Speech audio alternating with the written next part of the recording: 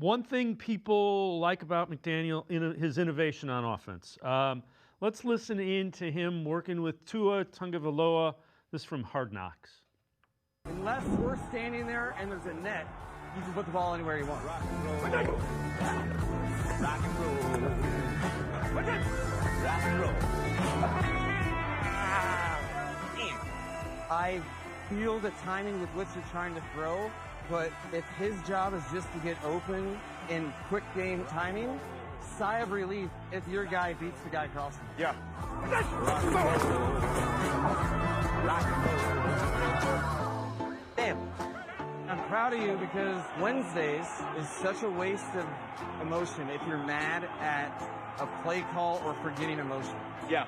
Like, if I'm doing my job right for you, there's always going to be one or two that you're mad at because it's I think we're getting better at it. You are, though. Yeah, yeah. Like I think we're getting better. You went, and then you moved on with your life. Rock and roll.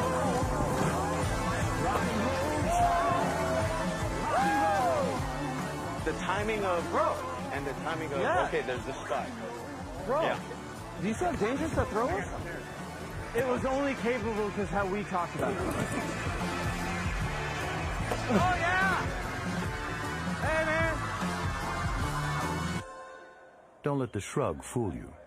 Mike McDaniel knows what he's looking for. And Scott, it's kind of interesting because Tua was kind of beat up by Brian Flores. McDaniel had some success with him, and then the injuries piled up, and he didn't have nearly as much success last couple of years. Yeah, you know, when I wrote that thing about comparing him and Stefanski, some people pushed back with, look at their records. And Mike McDaniel's record's better. 7-10 was his worst year in Miami. Obviously, Kevin had 2 worse years than that with the Browns. There is a lot to like. I mean, he's a smart guy, comes from that Shanahan tree. I do think he's innovative. We saw the motion, for all the people that love the pre-snap motion and the movement. He brings that.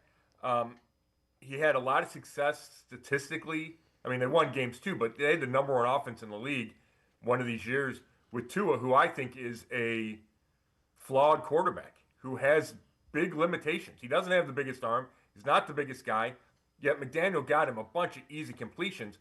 And so you can see, I'm not debating the offensive part at all. And if the Browns think he's that leader and think he learned from his whatever mistakes were made in Miami and can be, better in the second time around like we've seen other coaches, obviously Bill Belichick's the prime example of that, then sure, he deserves a long look.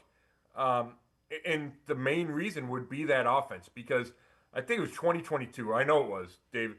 The Browns were to come off the bye. They go down to Miami, and Miami did whatever it wanted against the Browns defense. And I was so impressed by what McDaniel did that day.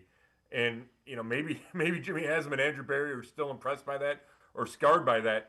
But he had a bunch of games like that where they put up a ton of points and a ton of yards because he was calling the game so well.